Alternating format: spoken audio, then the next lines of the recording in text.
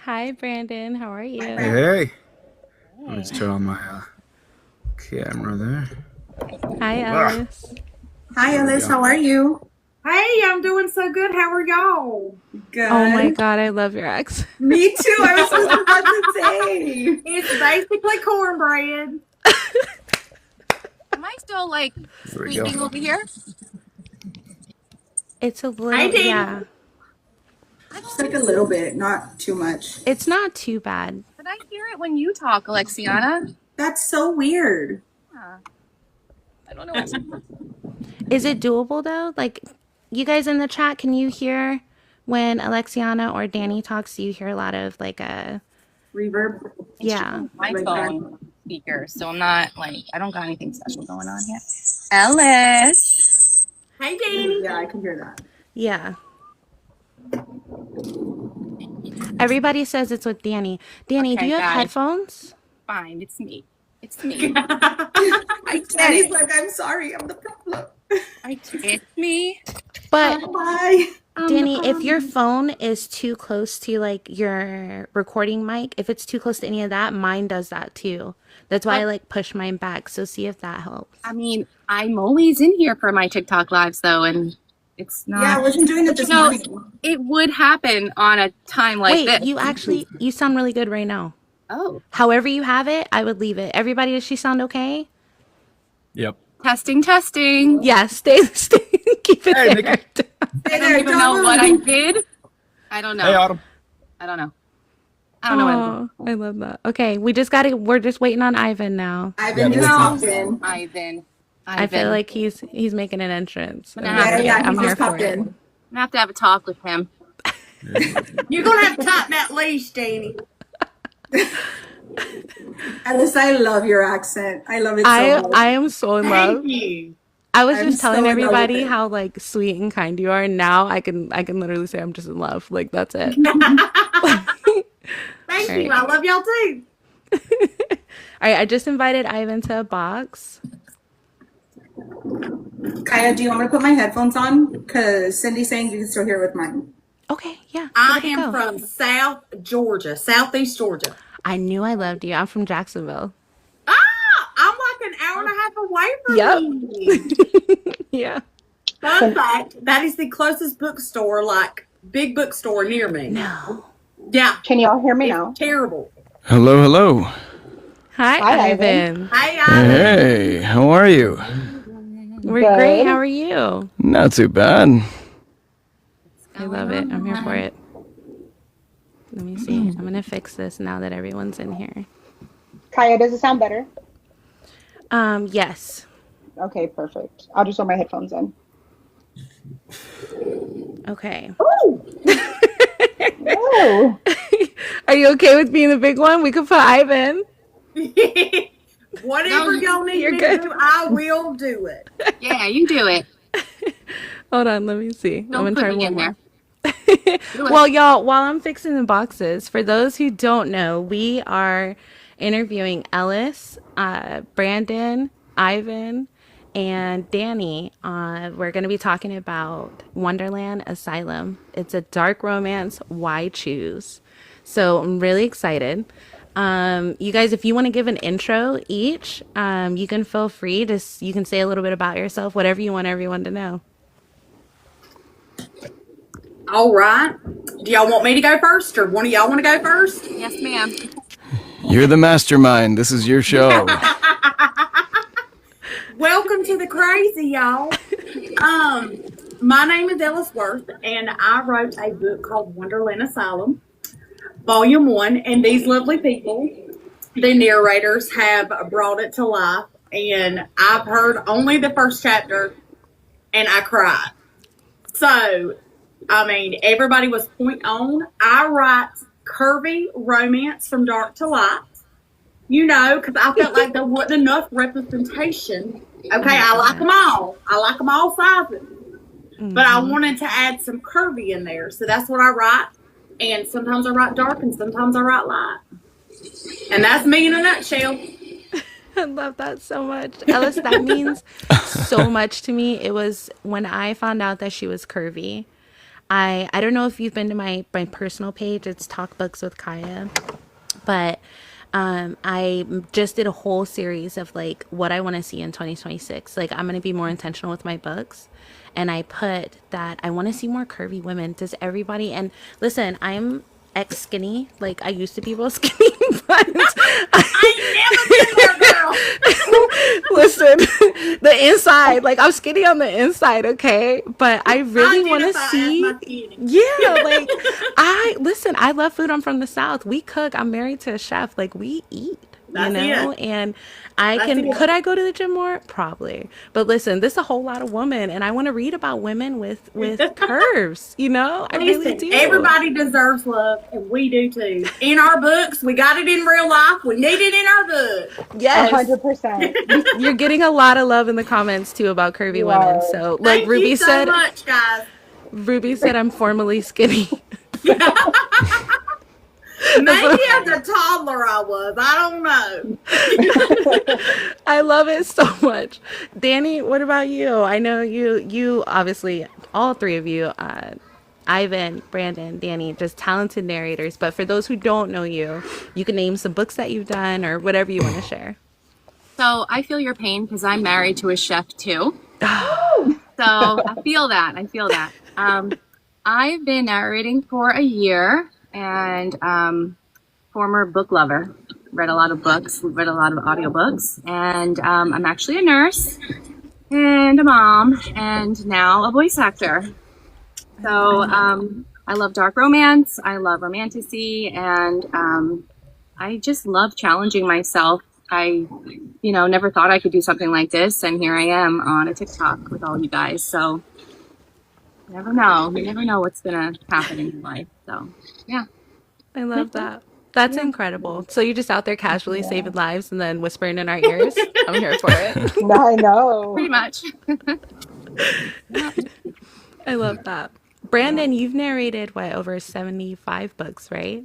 79? At least over 50. Yeah, I'm not counting, but I think I had to for the Sultry Awards, and I think at the time it was like at 49, so I had fallen into that category.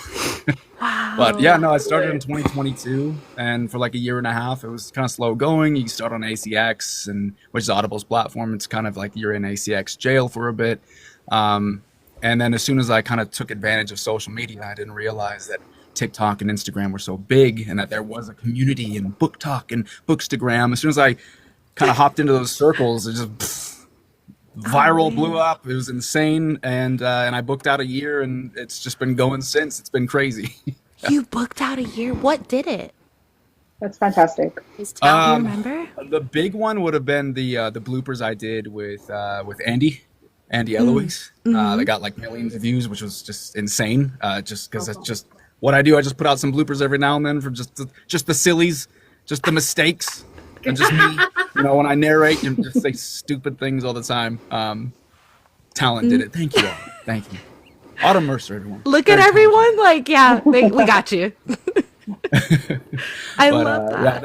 Yeah, that was one of the big ones. But yeah, definitely not consistency. I am not consistent on social media at all. I just took like a month hiatus from social media. To be honest, I hate social media. I don't blame you. But it's scary. I never use it personally. Absolutely. Yeah, it's a but lot professionally, of things. it's allowed me to leave the 9 to 5 and do this full time. So I am so thankful for social media in that regard.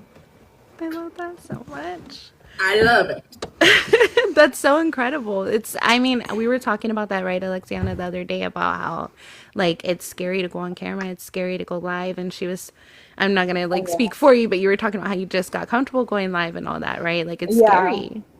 Oh, yeah, definitely. Yeah. I did my own live this morning, and, my friends from work popped up, and I was like, oh, hi, guys. Like, how are you? You found this page? Oh, no. Yeah. I told my whole job, I work in HR, so I told my whole job, I was like, listen, this is what I do. My boss asked me the other day, she was like, what are you doing? I said, listening to absolute filth, the dirtiest thing you could think of, and I love it. But what I love is she listens to spicy books too, so I don't have to hide it. I love that I can just be my authentic self in every space that I'm in, so it's really cool. Yeah. Ivan, you're pretty new to the scene. Excited to meet you. Yeah, thank you. Yeah, I'm new-ish, I guess. I guess depends on the lens that you're looking at me from. But yeah, I like to consider myself the Batman to the Bruce Wayne. So as Batman, I'm very new. This is my second book. So very, very new to the game, but my Bruce Wayne is about 200 books deep, so he's very well established.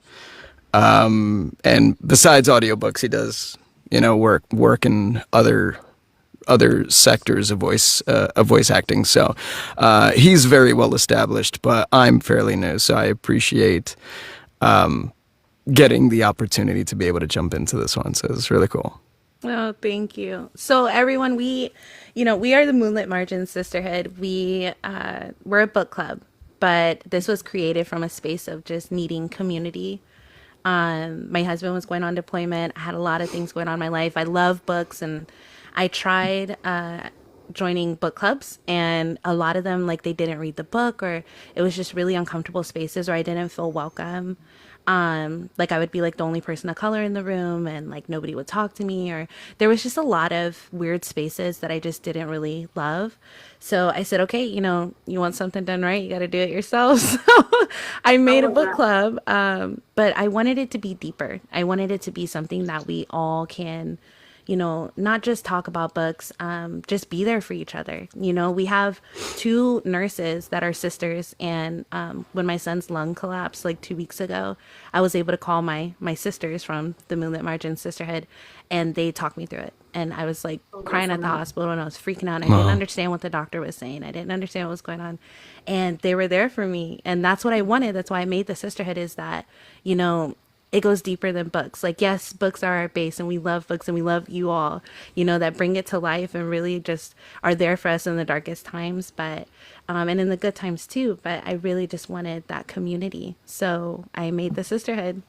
So for those that are curious about it, it is a book club, but I call us a sisterhood because that's what we are. We're a community that loves books and wants to uplift the book community. So Alexiana's brand new to the sisterhood. She Yes, just got accepted last week. I did. So So I got my sisterhood fast tracked pretty quickly. Um, but it's okay because I'm used to talking to Kai already. I had already been jumping on lives and stuff before, so I've yeah. already met some of you. I know I've met Ivan and some. I met Dani. Obviously, I was talking with Dani this morning in another live. We were just there talking on Saritas. I'm a teacher. I'm 32. I'm a dog mom of 7. So that's what I do. I mean, I'm in.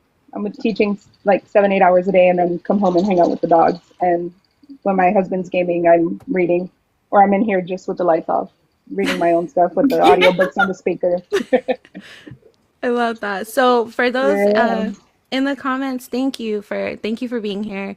Thank you for being curious about Ellis's masterpiece, and these narrators that put their heart and soul into it. Thank you for the 34,000 likes. We're gonna jump into some Wow. questions. I know it's been 15 minutes, and you guys are incredible, and we appreciate every single one of you. Applications for the sisterhood are open. If you want to jump on our page, go into the bio. Anyone can apply, as long as you identify as a woman. It is a sisterhood. So yeah, our doors are open. So thank you. All right, Alexiana, it's you, babe. You go ahead with the first Oh, question. okay. You're really putting me out there, right? You got this. So the first question, we're going to start with you, Ellis. I will tell you before I ask the question that I read through it like in a day. It was amazing. I loved it. It was so fun Thank to you. read. Thank you so much. And I appreciate 100% that you made her curvy. Like Kaya said earlier, like being a curvy girl, we don't have that representation in books. And to read it has changed like the brain chemistry and how I view myself and how we view others. So thank you for doing that. But Wonderland Asylum had like a lot of Alice in Wonderland influences, right? Mixed with dark romance and mixed with like all these different taboo elements, which I loved, by the way. Thank Um, you. how did you come up with like blending that familiar fairy tale aesthetic of Alice in Wonderland with something that was super unhinged and spicy? Okay, y'all. The Donovan brothers literally came out of left field. I was supposed to be writing the Mad Hatter book. Whoa. And then I was going to a book signing, and they, how you have a chance to be a part of those anthologies or whatever. And I said, okay, I'll go ahead and introduce the world to Wonderland Asylum, right? And then the Donovan brothers came, and they were louder than the Mad Hatter and Lucas. And I said, you know what? I've got to write this story. And the rest is history. Oh my gosh. I love how they just popped in and said, this is our story. This is it. Which is so on point. So dominant. Which is so on point for them. You're so dominant. Yeah, for sure. Definitely. Well, I looked it up. I looked up your book on Amazon just to see it. Alexiana and I were digging in because we obviously ordered the book, but we didn't look at the reviews or anything. We were like, we're going to order it. Wonderland Asylum by Ellis Worth. We're going to give it a go. And it's currently rated 4.5 out of 5 stars on Amazon. One review that really stood out to us, it says, Ellis, ma'am, I am absolutely obsessed. This book was so deliciously dark with some forbidden love. I definitely can't wait for what comes next. The plot, the spice, everything was chef's kiss. This book follows Presley Kate as she starts at Pixie Hollow University with her 2 hot stepbrothers. She tries so hard to move on from her attraction to them. Gunnar is a teacher after graduation early while working on his degree to become a psychologist. And along with his father, he is the most insane out of him and Kai. He is obsessed with Presley Kate and hiding his attraction. Kai, on the other hand, which is the other Donovan brother, attends college with Presley Kate. He's on the rugby team, which I just recently, y'all, please don't judge me. This is a safe space, right? It's safe, girl. Space? Safe space. Okay. We're probably thinking the same thing. Listen, y'all do not judge me in the comments. Be nice, okay? Be fucking nice. Be nice to our okay? girl, please. Listen, I had never seen I'd never seen a rugby game before. Never. And I'd heard of it, but I had never seen it. I don't watch. Listen, I have lived in books for 35 years. Okay, don't judge me. There was never a rugby player. And I was hanging out with Ruby M. Darling. She's another fellow author. And she was telling me about rugby players. And I was like, oh, let me look this up. The first TikTok that pulled up, I was like, so I'm a rugby fan now. Just in case anybody was wondering. I now love rugby. Yeah, I just learned that. I didn't even know that was out there. So You right, girl. You right. Listen, I didn't know. I know now. You got to the light, girl. For those that don't know and have never seen a rugby game, please look. Please Just go look it up, guys. Please It's look so it Do up. yourself a favor. Do yourself a favor and go He look picked it up. that man up by the. I was like, he could hold. That means he could lift me. Like, okay, I'm here Like for it. their thighs is big around his mom, but they just look better. Like, They're like horse like- legs. You ever seen like horse thighs? Like how Yes. muscular and like, oh yeah. So I'm now a rugby fan. If anybody was wondering, I don't know who's my Research. favorite team. I don't Research. know. I All love of them. them. Why choose? Why choose? choose? Yeah. You know? Exactly. So it says Kai attends college with Presley Kate. He's on the rugby team and is absolutely obsessed with her as well. He's always flirting with her, and when she tries to move on from them, they don't handle it well. And that's putting it mildly. We're just gonna leave it there. We want to leave this interview spoiler free, right? So yeah, it says that it was amazing. Everybody, all the reviews are the same. Now, I thought I just loved the book, but after hearing the first chapter, I am in love with the audio. Like, I would Yes. recommend to everyone, before I ask my question, if you don't remember anything else today, Wonderland Asylum, the audio drops the day before Valentine's Day. Can you think of a better Valentine's Day present? Listen, the day before Valentine's Day, Friday the 13th, February 13th, the Audible drops. Y'all have to get it and message me. I will be your emotional support person, okay? Message me and I'm here for you. I will be there the whole time, especially at the end. Yes. I was gonna say they gon' bless your heart. She gonna need it. All right, I'm gonna jump into my question. So readers are deeply divided now. Again, we dug into the reviews, and we asked people that we knew that read it. It says readers are deeply divided but obsessed by Gunnar and Kai's differences: protective versus possessive, controlled versus feral. When writing them, did you always envision them as opposites, or did their personalities evolve naturally as you wrote? It evolved naturally because when I tell y'all that they were two totally different people, like I wanted them to be unhinged, but they weren't going to be like this to begin with. And then I was like, well, I mean, it is an asylum. Why not? Yeah, you know, you got some room to play there. Yeah, you got some. And so they were going, I wanted them to be more similar to begin with. Then once I started writing them, I was like, no, this feels right. This is it. This is what we're going to do. I love that. When did that happen? Was that like halfway, like in the beginning, and then it just started evolving, or like halfway through, you're like, they're fucking unhinged. This is happening. I would say probably around maybe chapter 8, 9, or 10, like around that section right there. I was like, you know what? We're going to do this. I can honestly say, and Dani knows this, this is the first book, and I told everybody at every signing that I was at last year. Because I have to give a shout out to my team right quick. People knew about Wonderland Asylum before it even come out. Like when I was in Tampa at a book signing, and it wasn't because of me, it was because of my team. You know, going out and sharing and doing what they're supposed to do. And I mean, these people don't get paid, y'all. Yeah. They just get a book. Yeah. I mean, you know what I mean? And I know books are special and everything, but I mean, that's not enough for what they do. And they knew about it. And I just knew that. I'm sorry, y'all. I went into left field, and I do that sometimes when I'm talking. Girl, No, it's okay. Go for it. This is a safe space. Yeah, like, we want it. I just did not care when it came to writing this. I kind of like, from my other books, which I am redoing, I kind of like cared about what people might think. Mm-hmm. And I hate to say that I fell in that realm, but I was scared.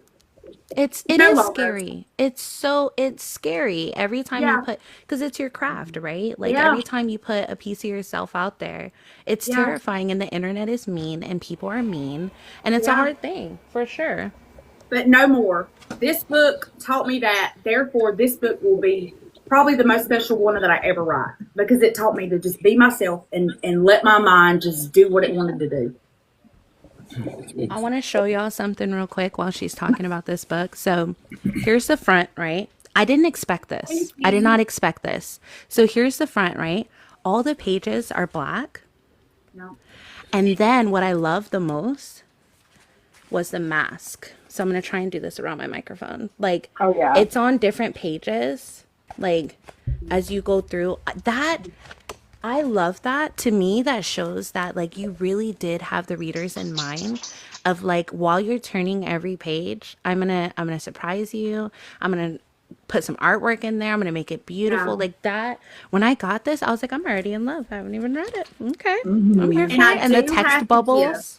Oh yeah, I love that. I love text bubble, y'all. And I know that's kind of hard when you're doing an audiobook, but I love text in a book. Like that's just a personal preference. It's just like so cute. I just love it. But I do have to give a shout out. I told Luna Knight, she's an author. I told Luna Knight exactly what I wanted, and she does a lot of my black pages for me, and she nailed it. Oh wow. Nailed it. Well, she did. I can say she definitely did. It looks beautiful. I can say that. So that's why I'm telling you, like, listen, read it, get the book, get the Audible when it drops on the 13th. I'm really excited. Yeah, so I see Veronica's comment about how her devices are dark mode. And so I read it on my Kindle. And when Kaya, because I called her right after I finished it, and I was like, I need to talk to you about this right now.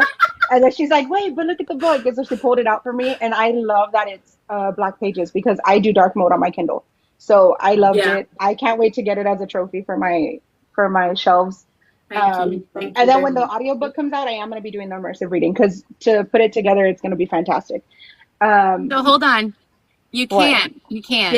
Yeah. I forgot, Dani. Wait, what? You can't. It's a graphic audio, so there's a lot of things taken out. You know, like you won't see like he said or she yelled, and you know. We love that though. We're actually we have something to talk about with that later. We love that. We love that so much. You love when it doesn't line up. Yeah, because I mean, it gives us a more appreciation for you. Mia are you ready to come up? Because I can pull you up now and you can drop it. But Mia, you'll see her in the chat. She's a follower of the sisterhood, a close friend. We love her. She made a video that we all loved, and it was okay. She's ready. Let me see if I can do it. You gotta try requesting because it's not letting me invite you. She made a video called the Caden Effect, and we know Caden Hart is on this as well, right? So she made a video called the Caden Effect, and it was talking about that, about how it'll say like he thrusted or something along that, and how the narrators really bring that to life. So I'll let Mia tell it, but it's pretty amazing. Well, now I sound like the perv because I'm coming up just jumping straight to it. You were supposed to segue that much better than that. Sorry, Mia. Sorry. But hypothetically, if I was, a perv or something like that. So the Caden Effect, whenever I read a book or like whenever like I'm listening to an audiobook and you see the word thrust in there, like the narrators, they usually say the word thrust. Well, Caden decided that he's going to take this book to the next level and like actually grunt. So I wasn't expecting that. We're listening to the book and I'm just like, oh, we just not going to say the words now, huh? We're just going to just jump straight into it. And I felt like that was just amazing when he did that, because I love when narrators, like, they don't say I sighed or I mumbled, or they actually just do the action. Love that. And I feel like that should be like implemented in all books across the world. Like Caden really stepped it up with that one.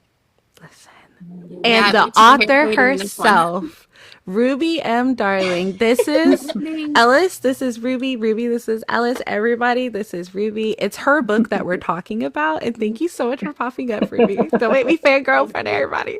No, but it was Secrets That Bind Us, chapter 31. 31. Oh. I didn't even have to say anything. You guys know already. That's awesome. Yeah, so I'm in my car driving, and all I hear, chapter 31, is all of a sudden, like, it's like, oh, he's intense, it's getting real, and then I hear, I was like, whoa.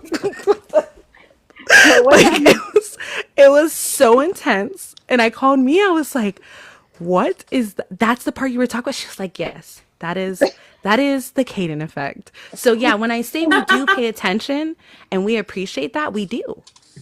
We really do. So Dani, listen, the more y'all could do that. Another narrator that does that is Joe Arden, but he does it in every way. Like if it says he mumbled, like he'll mumble instead of saying he mumbled. Like he's he started in theater though, right? So like he gets the permission, of course, of the authors, but he does that in a lot of his books. So we're here for it. I don't know about y'all in the chat. Let us know if that's something that you do appreciate.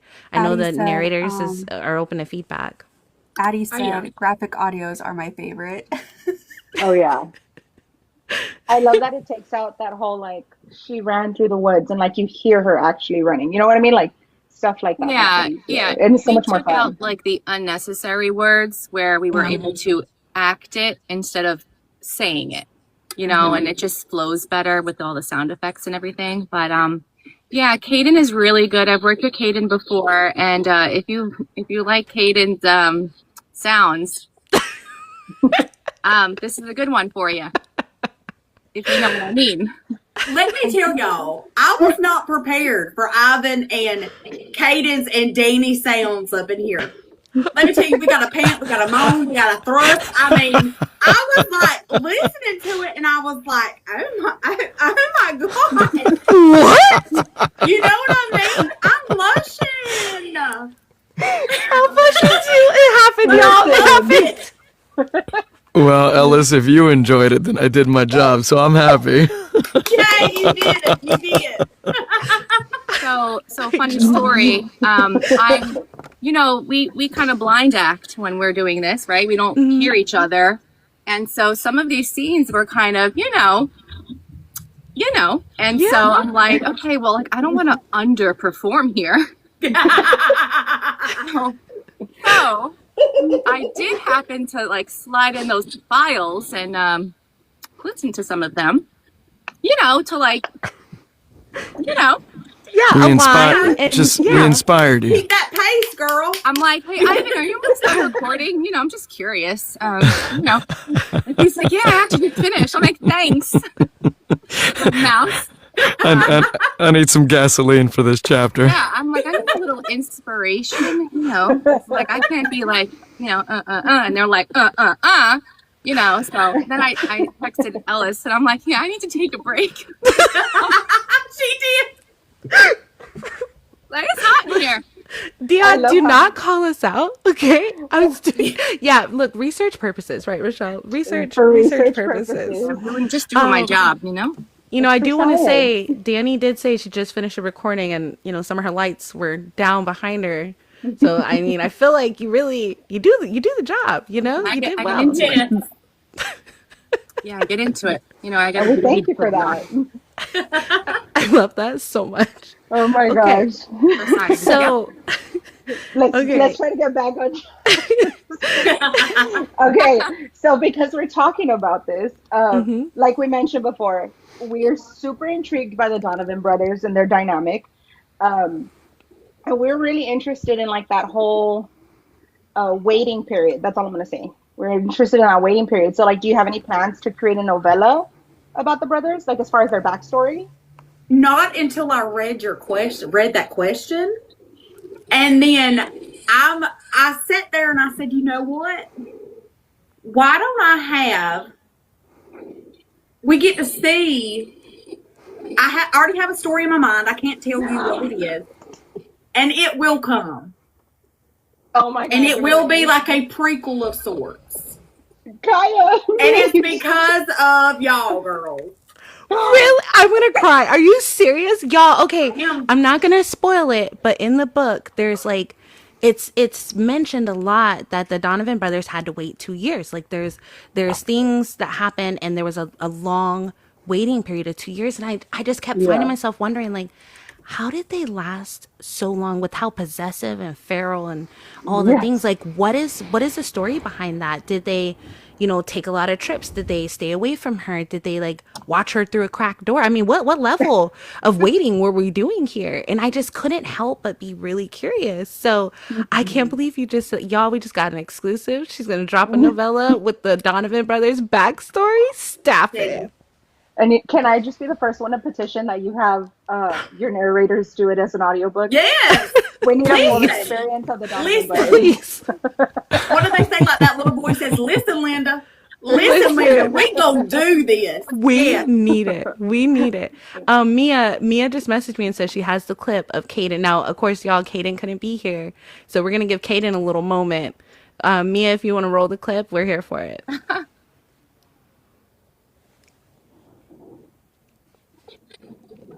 She's like, bitch, I didn't know you was gonna do it right now. Right now. Right now. Oh, it won't let you unmute? Let me see. Maybe drop down, invite Princess Mia to turn off microphone. Okay. Yep. Yeah. Yes, we can hear you. Okay.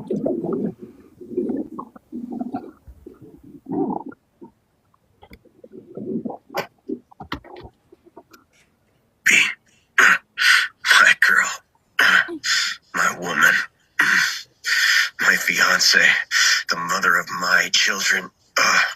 Fuck, I love you. Don't stop talking, Dean. I'm so close. Kaden Hart, everyone. All right. Oh my gosh. Round of applause. Round of applause. There was. I just want to say this. I was on a live with Letty and Precious, and they started talking about James Cassidy and this book called The Bloke, right? And so apparently he also does sound effects in that one, and it talks about slurping, and so apparently James Cassidy goes. And anyway, when I heard Kaden, we have Tara blushing on a plane. She's on a plane. I melted. I literally, because I was doing the masters, right? So I was like listening to them. I took off my headphones. I sunk down in my chair. Oh, and I he just stared folded at you. the ceiling for like a good 10 minutes. And I said, I'm never going to be able to look this man in the face. Ever. I will never be I able to know the look feeling. Caden Hart in I the know face. the feeling. Not one time in my life. It will always be side glances. And then I'll be like, please don't talk to me. Listen, I tried. So y'all, this is a safe space. So I'm going to confess something. When Dani sent the first chapter, I know Ivan, right? So like I told him, I said, I don't know if I can listen to it because I don't think thank you for the roses, Jazzy. I don't think I'll be able to look you in the eyeballs. Like I can't. I don't think I can do it. I love you. I don't know. I can't. And he's like, I can respect that. Okay. All right. Yeah. Now that conversation didn't go without a lot of attempts at convincing. I did try heavily. He was so sweet. She was not biting, so I respect that. Listen, I cracked today and I listened to it. And I'm so glad you're not on camera because I can't look you in the eye. I can't do it. So you got the full Kai effect? I heard it. Kai Donovan, y'all. I listened to it today before the interview, and I left my makeup bag at work, and I was like, well, I can't even do my makeup. I can't do my red lipstick. Hopefully my cheeks don't turn red. Well, it looks like I got blush on because I can't. When I tell y'all the Audible is a must listen, it is. Like it's really incredible. Dani, Brandon, Ivan, Caden, they did the damn thing. Like it is beautiful. Probably a night with some, adult juice. We can't say what it's called on live. Thank you, Mia. Thank you for doing that. Some adult juice, maybe, a little charcuterie board, have some time, some me time. I would not listen to it like on the go. I would not listen to it like, when you're cleaning or around your kids. You really want to turn the light down a little bit. Just listen. It's nice. I'm not gonna lie, y'all. It's nice. Love you, Mia. Thank you. Okay. Bye, Mia. So, Alexiana, you could get us back on track with the other question, or is it me? No, it's you, okay. girl. It is. Okay. I don't want to spoil it for anyone. I'm just going to say the ending. I don't want to spoil it for anyone because I really liked being surprised on how it ended.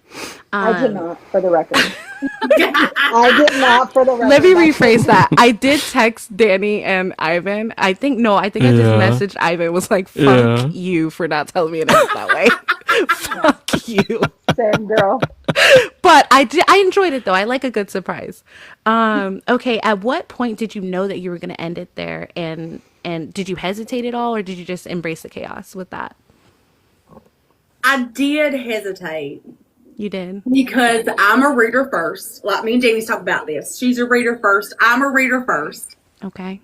And I hate those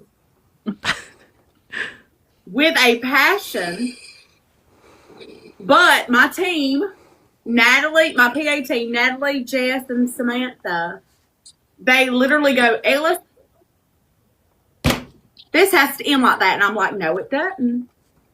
And they're like, it does. You still have so much to tell. Like, it does. Because they wanted a 2-book. I did it. But once I did it, and I did it the way I wanted it, they hated me for it, but they also loved it. Because they know what's coming. Some of what's coming. They don't know everything that's coming. I've taught. I want them to be surprised a little bit.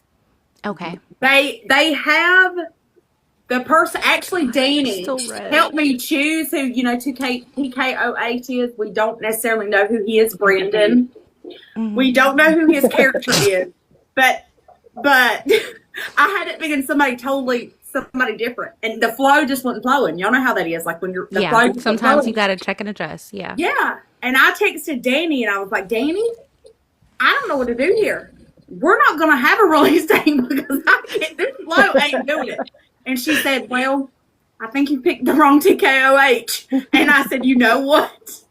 Get you a friend. Get you some friends that will tell you the truth. I said, Dani, that's I know you're right. And then I chose who I chose. No regret. Really? No regret.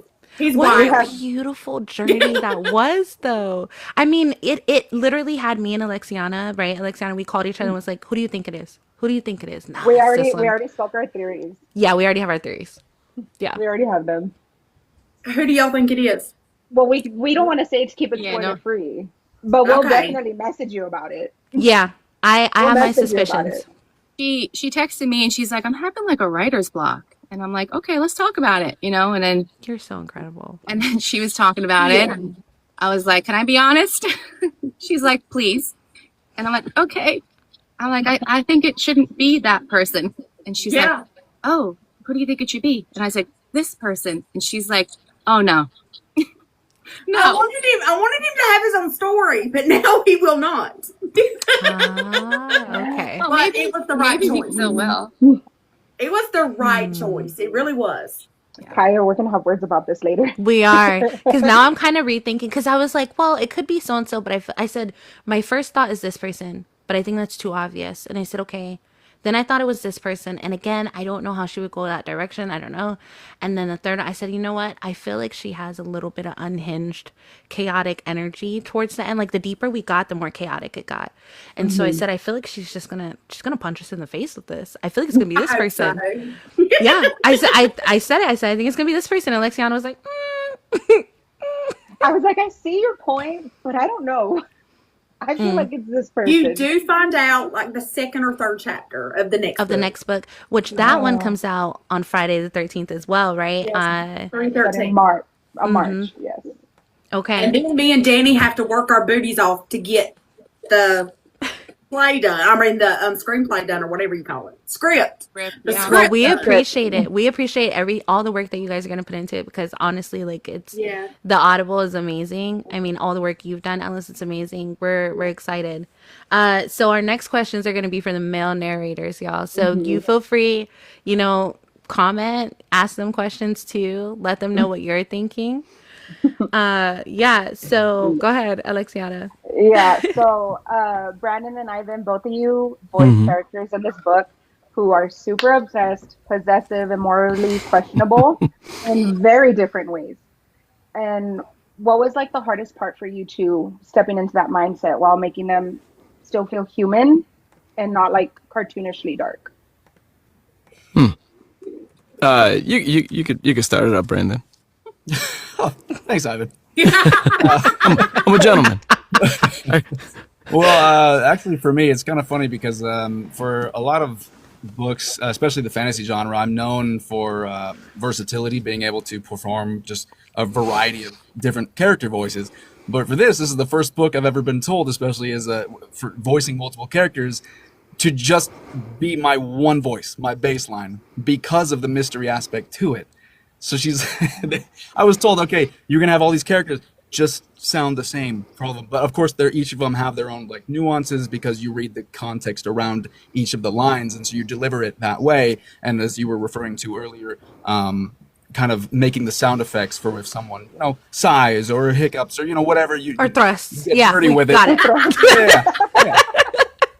Something I've always done. And but in this book in particular, I just got to keep my main baseline voice as I was doing it, and I just kind of explored the nuances to each character. So I would say it wasn't difficult to do that.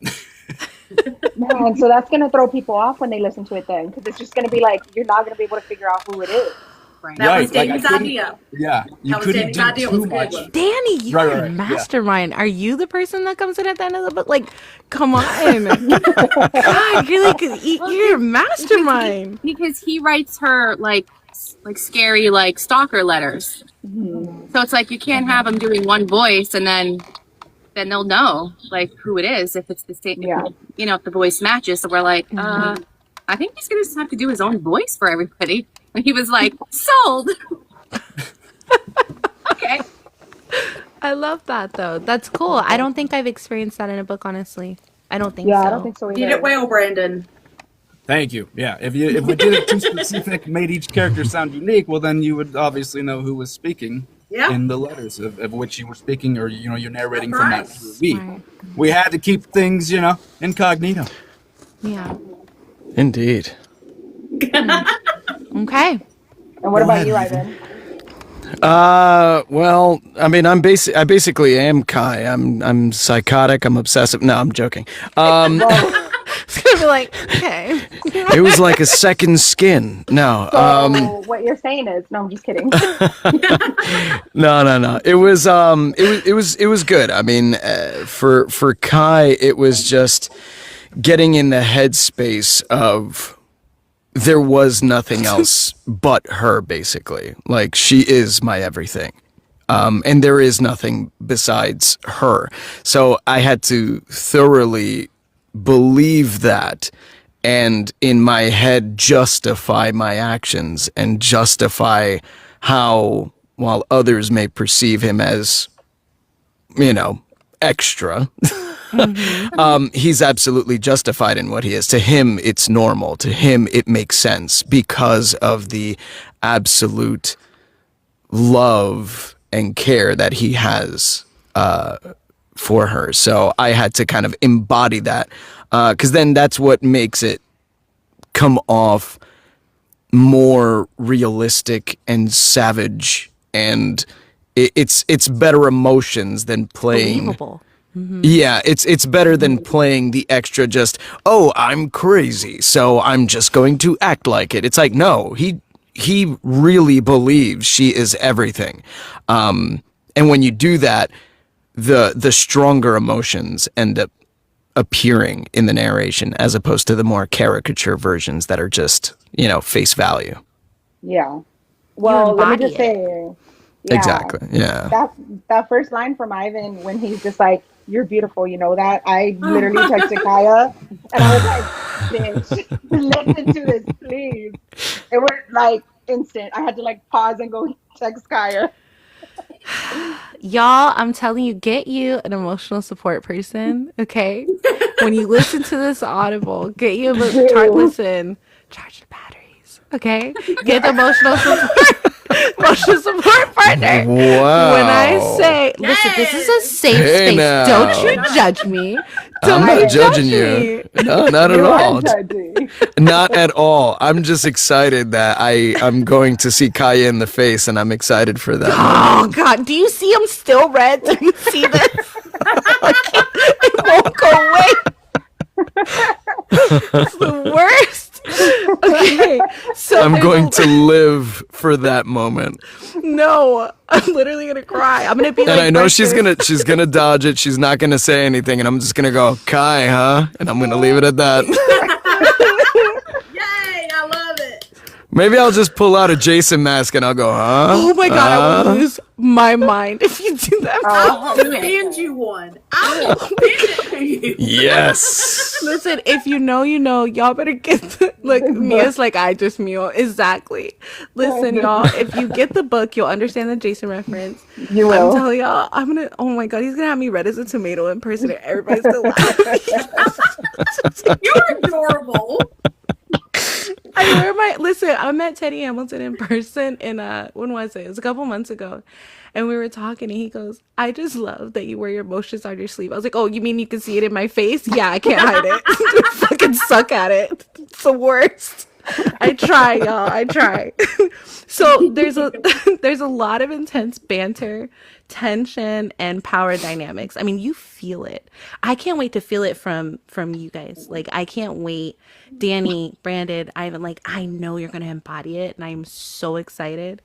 But with that, especially in the scenes that involve Presley, how did you approach performing those moments so that the chemistry felt natural versus overdone? So I know, Ivan, you talked about embodying the character, but how do you, that's a fine line, right? To where it's like, you want it to sound believable, you want it to feel more natural. So I know you talked about that a little bit, but do you want to touch on it a little more? Yeah, I mean, when it comes to this kind of book, especially in those intense exchanges between the characters, I kind of have a rule of thumb for myself. You know, every narrator approaches what they do differently, but for me, it's kind of like when I'm doing those specific scenes where it's really intense, it shouldn't feel like it was easy. I should feel a little tired when I walk out. I should feel like something came out of me when I did that. Because when you're really giving it your all, while we're physically not doing much obviously in our respective booths, in front of the microphone, you're giving so much to what's being said that when you step out, you kind of have to take a breath, like, whew, all right, that took a little, that took something out of me. And that's how you know you're giving it the right stuff, you know. But again, that's for me. Every narrator is different. But for me, it's when I'm doing this kind of work. If I don't come out tired, I didn't do enough. Would you redo it then? Would you like go back and re-record? Oh, absolutely. But I usually do it right on the spot. Like I'll probably go through a scene, listen to it again, and if I, you know, I may find like a line here and there where I go, no, that could be grittier, or no, that could be tougher, or no, there could be a little more passion in that one, or maybe when I did it, I had the right passion, but I'm like, that's not what they want to hear though, and then I'll do it again. So yeah, I mean, it's definitely kind of like you self-edit on the spot. Hi, Mike. I love that so much. That's pretty amazing. I love asking questions like that to narrators because every single one of you answer differently. Like we did an interview with Anthony Palmini and we were like, you know, how it's very similar. Like, how do you handle those moments? And he goes, honestly, I try not to let it like overtake me. And I go make a sandwich, you know, like I'll leave the booth and go make a sandwich. And one of the sisters was like, oh, so we're just over here crushed and crying and like folded in a corner and you're making a sandwich. Like, and he was like, no, I just can't because I do so many intense books. Like if I let it, it'll really overtake me. But he said the same thing. Like he tries to give it his all and he'll step out and like go distract himself. So like distraction was like a really big tool. What about you, Brandon? What do you think? I could reread the question too, because I know that was like a lot. Yeah, I guess I'm a bit of a masochist in the sense that I do a lot of heart-wrenching books, and there was a string of them of about 5 that all just took me by surprise when I was narrating. It was just one after another. So it was just this zeitgeist for about 2 months of just heart-wrenching. and I'm here for it. I live for it. It's a reason that I do this, because I think there's, especially for men, there's a lot where just in life, you bury things. You don't always have you're not always in the safest space to be able to express your feelings. And when you're in your booth, that is your safe space. And I explore that with a lot of these books. And so my motto is just trigger me. I love to be triggered. I want to cry. And I do for every book I do, even if that's not really like that emotional. And, you know, in some books that I've done, or it's just more on the heavy on the schmexual side, it's still, you can attach yourself to emotions in that regard. You can bring emotions, even if it's not written on the page, as a narrator, and try to elevate the story in your own way. Yeah. And again, kind of going back to the adding your own sound effects thing, sometimes you have liberty, and authors generally appreciate it, that and they can always, you know, say, hey, can you change this, you know, if they wanted to, but that you add a growl or you add certain sound effects that aren't there that really can make it come to life in the audiobook medium. So again, trigger me. Brandon, that's incredible. Y'all are so amazing. I'm learning so much about you. I love this. This is really cool. Thank you. I will say Ivan hopped into the comments and said, word of the day, smexual. Smexual, everyone. But see, Brandon, that's amazing because a lot of people don't know that that's a great word. You have to mask words on live or else they'll, you know, nanner you. So good job. I love that. Alea says there is a Brandon effect. Thanks, Sarah. Yeah, thanks. I love that. Yeah, like Ivan said, it can get very draining, and so when you leave the booth and you're like, whoo, like you know you gave a hell of a performance. Yeah, you know you did it right. Yeah. So what is that repair work afterwards, right? So like Anthony Palmini, for example, is like, you know, I go distract when I make a sandwich. Like, so after you identify that, like you gave it your all, you know, you did the damn thing. What do you do after that? If you don't have to share if it's personal.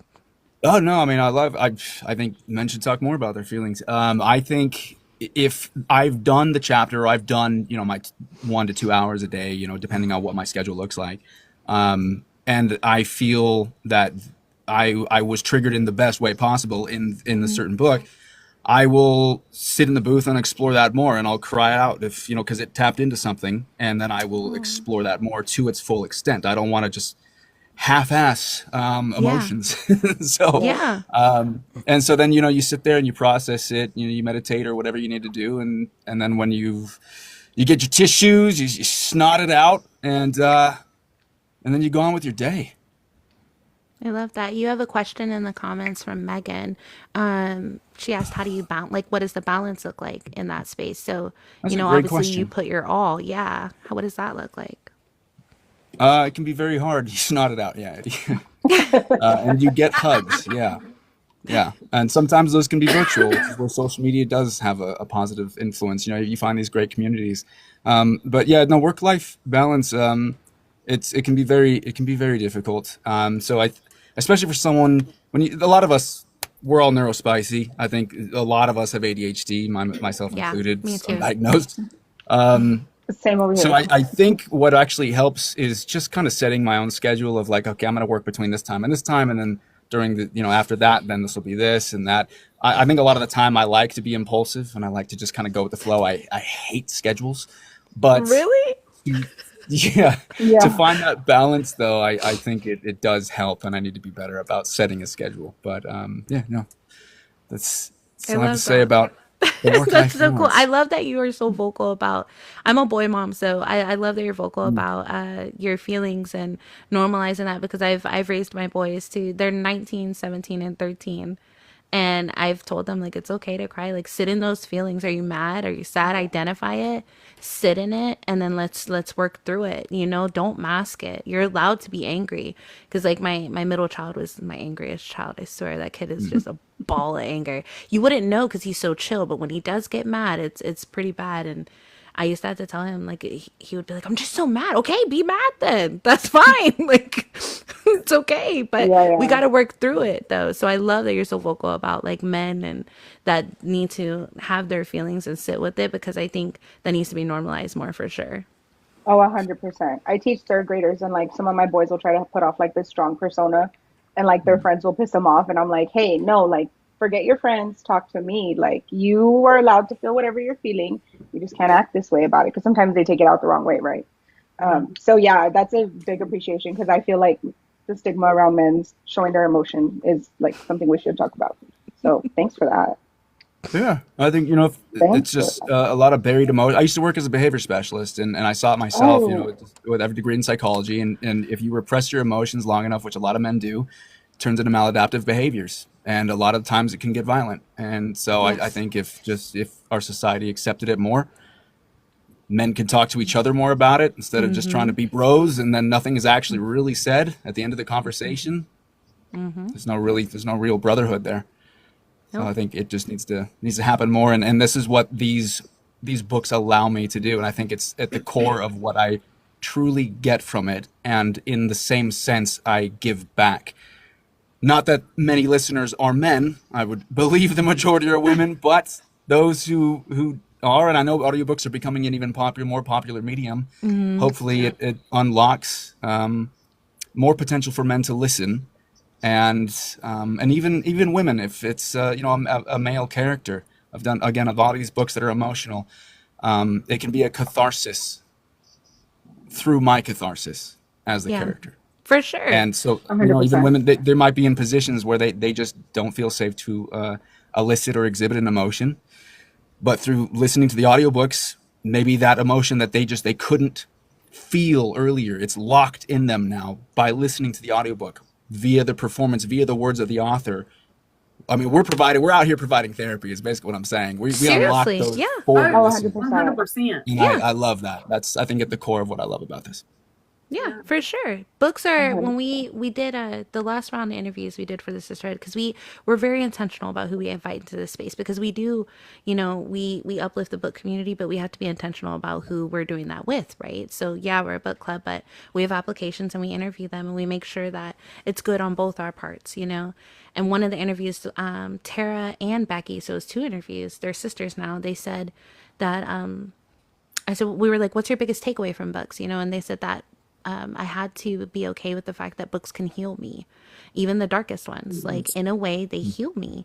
And I had to be okay with that. And I had to, like, not let people shame me for the books that I read or be ashamed of them myself. So they said it's okay to let the book heal you. And I was like, wow, that stayed with me forever. So I will say that's a form of therapy, and it's also a safe space. I grew up in a very, very abusive household, and I was the one that was in the closet, like curled up with a book, because that was the only place I felt safe. So that was, yeah, they healed me and kept me safe. So yeah, I love that. Ivan, what about you? Well, my Bruce Wayne definitely handles things differently than I do. Again, this is only my second outing with this kind of work, so it's interesting. It's very different from my usual. So kind of wrapping my head around this specific genre was very interesting. It took a little getting used to. I will say that when I got my first couple manuscripts, I was like, okay, so all right, we're doing. So this is what. All right, we're doing this. This is what we're doing. We're going in. Okay, so we got to make it happen. So it was kind of approaching, not so much that this is different, but approaching my reservations and why I had them, and kind of confronting, why does this feel weird? Why do I feel like I have to kind of like, why was I perceiving this as taboo? So I kind of had to, have a chat with myself and be like, this isn't bad. There's nothing wrong with this. Ultimately this is entertainment and this is an escape for people. And if this is uncomfortable for you, why is that? Venture into that. What is it about it? Should you just perform it and then come back to that thought and see how you feel after the fact? So I couldn't necessarily verbalize why it felt taboo but post, it was actually, I felt more free than I did before doing it. So it kind of opened things as opposed to made me feel ashamed or embarrassed or whatever the case may be. I actually felt more free after the fact. So I ended up enjoying it a lot more. So yeah, it was interesting. It was very interesting to jump into this kind of work, but I can absolutely say I'm enjoying it. I love that. Thank you. So there's definitely more. Oh, Lord Jesus, that's why. I'm just gonna say right now, just as a thank you out there, if any of you want to thank someone for creating Ivan, you got to thank your girl Dani, because she's the one that got him. Yeah, she is. So she's the mastermind behind him. Yeah. She is. It was literally a message of a reach out and be like, hey, would you be interested in doing a book with me? Yeah, okay, cool. So then, we did that. And then I think it was like a book later, she was like, yeah, by the way, you want to venture into this one? By the way, these are the trigger warnings. And I just looked at the trigger warnings and was like, oh, okay. So I'm going to do the thing. You're going to make me do the thing. Okay. I'm doing the thing, and you're taking me with you, and I'm all for it. Let's do it. Well, you're doing it. You're doing a fantastic job with it, honestly. Like, Thank props to you. Thank you. For sure. I know, dummy. Mia says Dani out here doing the Lord's work. I'm sorry, I saw that comment. I had to address it. You're welcome. I love that video, by the way. That video was posted. iconic. That video was iconic. The next question's for Dani then, right? Yes? Because we've been talking to the boys, but we want to talk to our leading lady. Yeah, we actually, the layout we sent you, we meant to put, I didn't even double check. These questions too were also for you, but now that we're jumping over to you, we're going to ask you some of the same. So I know it looks like you only have one question, but these are also for you. So yeah, go ahead. Sorry. Yeah. So first off, when we got that little snippet of chapter 1, as soon as you started talking, I said, "Oh, this is Presley." Like it came through so quick, and I was like, "She is that bad bitch, and she knows it." Even though she's like she's a little back and forth in her brain, right? And we know she's a curvy, conflicted, and super stubborn woman, obviously. And you can tell, like throughout the book, she's emotionally pulled in all these different directions, which was super relatable, by the way, Ellis. I kept telling Kai, I was like, it's like I was talking to myself. Like I've gone through this before. She said, I feel like this is my inner monologue. Like I'm talking to myself. Yeah. Granted, I'm not choosing between stepbrothers, right? But I could relate to Presley. And so, like, how did you balance her vulnerability with her strength while narrating those scenes where she was surrounded by like these two dominant personalities? So I've never related to a character more. I too am curvy, conflicted, and stubborn, and pulled in many different emotional directions. You know, she's a complex character, but in a way, I just like related to her so much. Like, I can't, it's very hard to explain because when I read a book, if I'm pulled in by the character, it's usually because I relate to them. Mm-hmm. And I do have a dominant kind of personality, but I also do have a submissive personality. It just depends on what's going on. But, you know, I think women today are, you know, we're vulnerable. Like we're judged a lot and insecure. Mm-hmm. And so reading Presley and her point of view of being that curvy, you know, woman, how can you not relate to that? You know? Yeah. And even if you're super skinny, like everybody has insecurities, you know. Yeah, we're all our own worst critics. 100%. For sure. For real.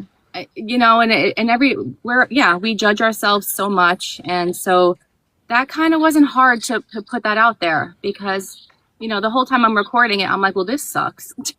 Like, I read that terrible. Like, let me redo that, you know, and I'm like judging everything that I'm doing. And so I'm like, you know, it kind of shined through there because that's just who I am. But I also have the flip side where, you know, I don't take no SHIT and I do speak my mind and I'm not afraid to be out there. And so, yeah, like it was such an embodiment of she's me in a way, you know? Yeah. I feel like we all do that. We put a piece of ourselves in everything we do. I mean, it's like it makes it easier to identify with too if you just tap into that part of you. So that makes sense. So how has your narration style evolved since from your earliest work to now voicing the character that you did? How has your narration style evolved? For Presley? Mm-hmm. Just in the beginning, you know, she's kind of like confused and like annoyed. You know, she's mad at them.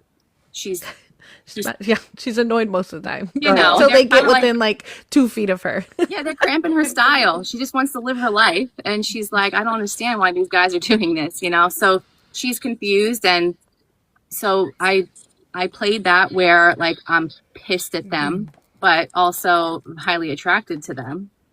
You know, and then as it went through, he started saying, well, man, these two hot guys want me. Like, and I know how I would feel if that was going on in my life. How would we all feel? I mean, I had a hot rugby player and a psychologist like wanting to be with me. I would feel pretty confident too. So, you know, it just naturally, as the scenes went on, just kind of flowed out. I love that. Brandon, what about you? How has your narration style evolved from your earlier work to now? You know, I've been focused a lot more lately on just taking a breath and taking it a lot slower. I think I've been quite fast paced, as well as I used to over enunciate a lot and just really just make sure every word is just, you know, with the T's and like it just didn't sound as natural as it could. And I think audiobooks in general, there's a wave of sounding less narratory and more just normal, just conversational, as they say. So I've been going more towards that. So there's a balance between too slow, where you're kind of narratory, and then just conversational, like how we're just talking right now. And I think a lot more people are enjoying that style more. And so it's taken some personal training to try to stop enunciating so much and just being more like that. My voice has also changed over the years, just from it's a muscle. So just from being in this industry for a few years at this point, and it's unlocked a lot more resonance. And so I sound completely. I heard a video of me the other day from just a few years ago, and I sound completely different than what I used to. Yeah, because I had done like an animation training video or something before, like 2D animation back in the day. Yeah. And it was just with like my Blue Yeti mic, just this crappy little mic. And it just sounded awful, and nothing was acoustically treated. It was terrible. But my voice was so different. It's just doing this job, which is just life. It's just, I'm living through this. It doesn't even feel like a job. It's amazing. But yeah, I've been able to unlock so much more resonance and really just sound more like me. That's really beautiful. I like that. Yeah. I like that. Thanks, Tara. What about, I know Tara, listen, Tara knows it all. She's a sister.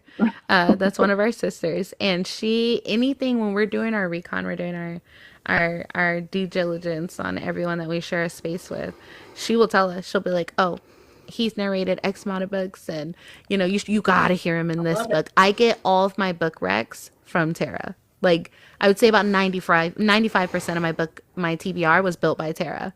So she knows it all. Ivan, what about you? I mean, you can talk about your Bruce Wayne side, your Batman side, but how it evolved from your earlier work.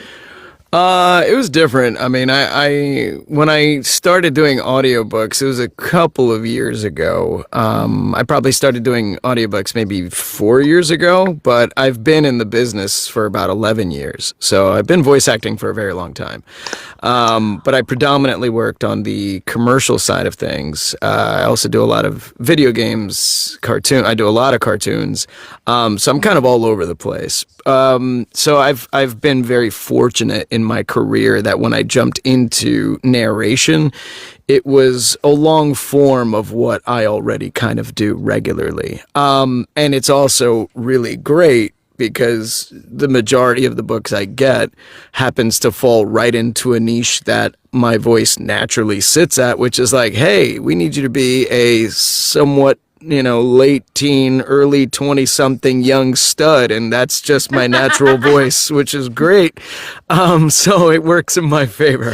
Oh God! So Stop blushing. I'm kind of the young. I can't. I told you, that's why I didn't want to listen to the clip. I can't do it. And just to let you know, this bus just isn't for Ivan, okay? It's for Ovi. I can't. That's why I did not want to listen to it. I won't be able to look you in the eyes now. Oh boy. Worst. But it's really cool though. I mean, it definitely it's nice because I will say that as somebody coming into this space, people like narrators like Brandon, full transparency, are intimidating because they have a great following. And the thing is that he and our voice types aren't necessarily the same. It's a little bit different. He has a very different tone of voice than I do, and I know what it is that people enjoy about his voice. So going into the space, it's like, well, man, I don't necessarily sound like that. Not really. Like, he has a different flavor than I do. So is what I bring to the table as good, and that's just the nature of the artist. That's just the nature of the creative. You're always going to compare. You can't help that. Now, don't get me wrong. Like, I am very confident in what I can do. It was just kind of like, can I be successful in this space? Ultimately, is there room for me in this space? Which there seems to be a very loud, resounding yes. So I've accepted it. There's space for you, Ivan. There's definitely space for you. I mean, it's nice though. Like, each of you, you may not sound like each other, or maybe at times, sometimes, but it's nice. Like, we like that. We like to. Every time I get a book, I don't want them all to be the growly, raspy, whatever. Like, it's nice to have that variety. Yeah. So it's nice. It's nice to fill the slot of the young stud. Stop. I can't. You little Kai Donovan, you. I know, literally. Listen, Kai is just a different monster compared Thank to you, like Tara. any of those other men. Like, and I will say, Ellis, I did clock it as soon as I read like the description of Kai. I like went to double check who was narrating who, and I said, "Oh, I knew Ivan was gonna be Kai." Yeah. Like just from the description of the character alone. Yep. Yeah, no, that was. And listen, Dani can. I've known her well enough now. We have been some friends for some months. So I'm doing audiobooks. I cannot tell y'all what the books are because obviously we have to do a reveal. Yeah. But everybody on this panel, I'm doing other audiobooks with them this year. Oh my gosh, That's I'm exciting. so excited. And she's like told me, I think this person will be good like that. And then I hear it because obviously I get the final say. But she's nailed it. I hadn't had to say no. I mean, she's nailed who should be what character. Nailed it. Mastermind. We called it Exactly. Dami Mommy and Mastermind. Okay, you're gonna be like Khaleesi. Okay, we're gonna start introducing you. Like, you know how Khaleesi for Game of Thrones, like break up chains, mother of dragons. We're gonna have like 9 names for you, Dani. Like, we're really excited. Mastermind, Dami Mommy. Like, we're here for it. Okay, y'all, we're gonna give. We went As long as I'm the over. Black Dragon, I'll let it fly. We went a bit over time, y'all. So if you want to ask questions, make sure you direct it at who you're asking, or if it's for everyone, throw it in the chat. And they can pick. You guys can pick if you want to answer them. We want to keep this a safe space. So someone asked one. I got to go up to it, but they asked if we collaborate during. I saw that. Did you guys get to collaborate before, during, or after record? That's Megan. So we actually did a video chat because I've never done a graphic audio. I know Brandon did 1 or 2, and Ivan has done some. And so I was nervous, because it's like a whole different thing that you're introducing. There's a lot more expected. You have to do more sounds. You have to do the actions. And so I'm like, I don't know. I think we need to do like a video chat. And so we did do that. And we do collaborate during, we reach out to each other and ask each other things. And like I said, I sometimes go into the files and listen a little bit to get inspo. But yeah, we do sometimes.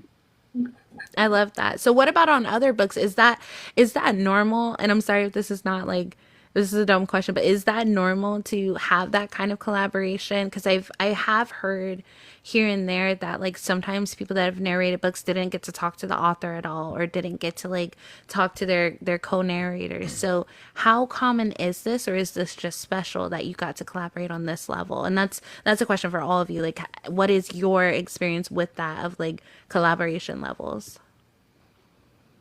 So I've never worked with a production company yet. All of my audiobooks have been working directly with the author. So I can't answer for the other part. Like, I don't know how it works. Brandon and Ivan could probably answer that. Yeah. Generally, if you're working with an indie author, a lot of the times, they'll reach out directly. This is what was great about leaving the ACX jail was, social media, and then they'll DM you directly, and then you go from there, and you can be the producer yourself, or a lot of the times they'll go through a production company or a publisher.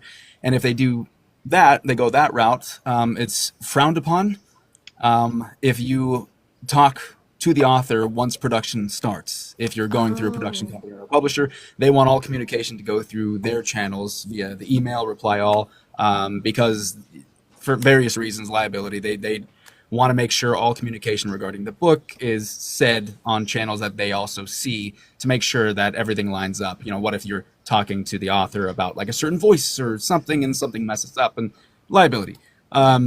So in a lot of the sense, if you're going through a production company, that's the downside, is you don't get to have direct contact with the author. You don't. Some of us still, if we've already have established friendships with the authors, we'll still talk to them. Yeah. But don't tell the production companies and the publishers. Right? You want to bring it on the DL. Yeah, it's all about the dynamics and the relationships in this industry, and and authors have their own circles, and if you have a great dynamic with the narrator, and then you talk to your author friends about it, and that's a sense how I also grew in the industry, just from amazing authors that I've worked with and established great rapport with. So if you're doing indie projects, you do get to have that relationship. You do get to email and talk and say, hey, this character, like, what are you feeling for them? Or you have the author even fill out a sheet, talking about like a list of all the characters, whether they have accents, and then a little snippet about each one, and then maybe even if the author has fan casting for them. So like, the character that I wrote here is like really inspired by Rio from Good Girls. So like, if you could like emulate that, that'd be great. And so I had that on one of the books that I've done called Choices by Christina Sterling. So then I watched like YouTube snippets. I had never seen the show, but I watched YouTube snippets. You did your homework. Of a character, and then you can try to emulate it to the best of your ability. So there's pros and cons. But I always love, establishing great rapport with my authors, and that's the benefit of working directly with them. I love That's that. amazing. I just learned so much. I know, we've learned so much tonight. Mia said, would any of the narrators be interested in doing one of Ruby's books? And then Ruby commented and said, Ivan speaks Spanish, he'd be great for Zeke.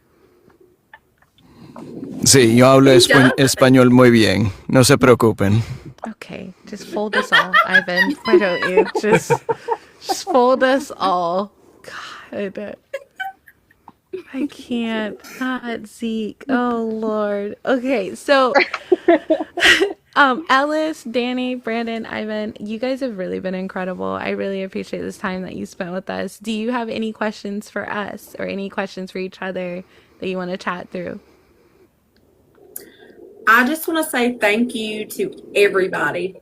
Y'all are making my dreams come true. I don't want to cry here. I'm not a person who hides my feelings, Brandon. I think that is great what you said about men, because I 100% agree. But, I mean, this is amazing. I don't know what I would have done without Dani in this process. I was scared to death. I go from just thinking it's going to be a duet. So she hits me up about the graphic audio. That was the best thing that she could have done, because this has been an amazing experience, and something that I thought would be 10 years down the road. It's happening now. She's become a great friend. Her and Sam helped me do the script. Like, we had phone calls. We did the script together. And Brandon, thank you for coming on to this. You're going to be a great TKO8. You already are. And I can't wait till you find out who your character really is. And Ivan, you're just the best little Kai Donovan. Like, I can't. I'm telling you. And yes, and oh my God, Dani's the best PK. Yes. The best. Y'all are just, thank y'all so much for making my dreams come true. Thank you, honestly, for writing such a phenomenal book, and for having us on. I mean, I'll definitely speak for myself and just say this was an incredibly fun project to be a part of. So I'm very excited.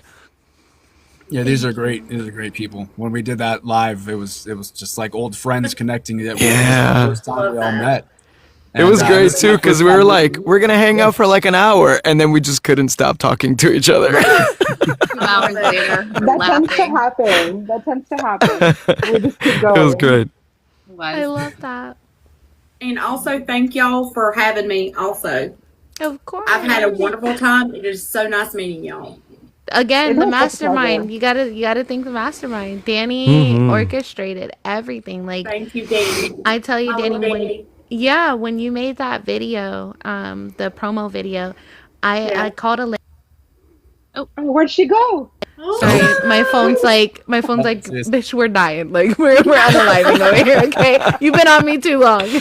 But no, like, when I got the video, I called Alea and I just started crying. I was like, because I made the sisterhood, maybe 6 months ago, and just that day, we were really reviewing, what we wanted to do for 2026, and we were already emotional because we reached out to people and not one person said no. like every single person had heard of us or followed us, or they supported us, and everyone was so receptive and so kind. And every single one, like, they didn't just say yes, they were like, oh, we're honored, oh, we would love to. And I just started bawling. Like, I was crying. I was like, I did not think that many people would care. I didn't think people would understand what I was trying to build here. And then you sent the video, and I called Alea and I was like, she made a video. Like, I was crying because nobody does that. They just say yes, and then you have to do that work. Like, you have to do everything. And I've made 80 flyers so far. Like, I'm up till 2 a.m. That's time away from my kids, away from my husband, away from myself. But it's worth it because it's conversations like this that really just, it creates such a beautiful experience for everyone, the readers, everyone. So I was prepared to put in that work. And when you did that, I was like, God, she cares. Like, they care. They see us. Like, we went through it. Alea and I we sat in that for a minute, and I sent it to all my friends, even like author friends. I was like, Dani made this. Like, one of the narrators we're going to interview made this. And all of you did. Like, Brandon, Ivan, thank you for even voicing that and saying, hey, come join, the interview. And we're excited to sit down with the sisterhood. I want you to know that meant so much to me. So I'm going to try not to cry, but thank you. You're welcome. I think Absolutely. I think too, like, audiobooks and the book community, we write the book, we record the book, but like, then you have to market the book, and you want, as the narrator, you want the book to do well.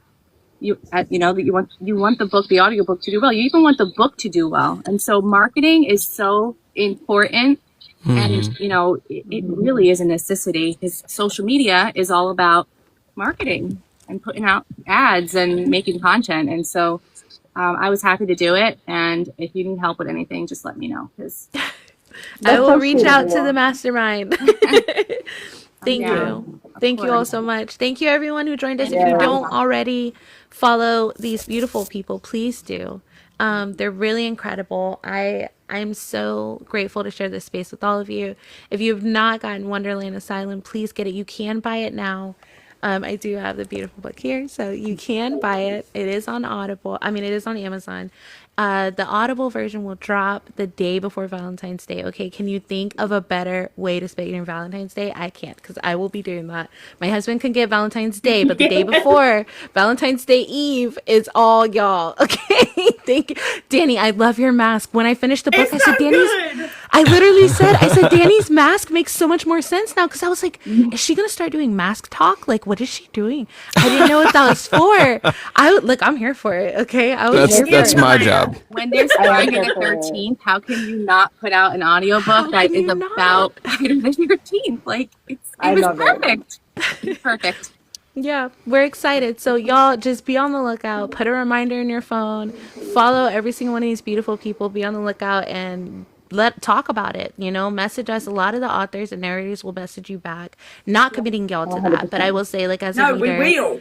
Yeah, I've as a reader, I do it all the time, and I get a message back every time of like, oh, I'm glad you enjoyed the book. Talk about it. Make some videos. Let's do it. Let's support the book community and uplift it. So thank you all so much. Thank you. Thank you. Thanks for having us. Have a good night. Bye. Bye, y'all.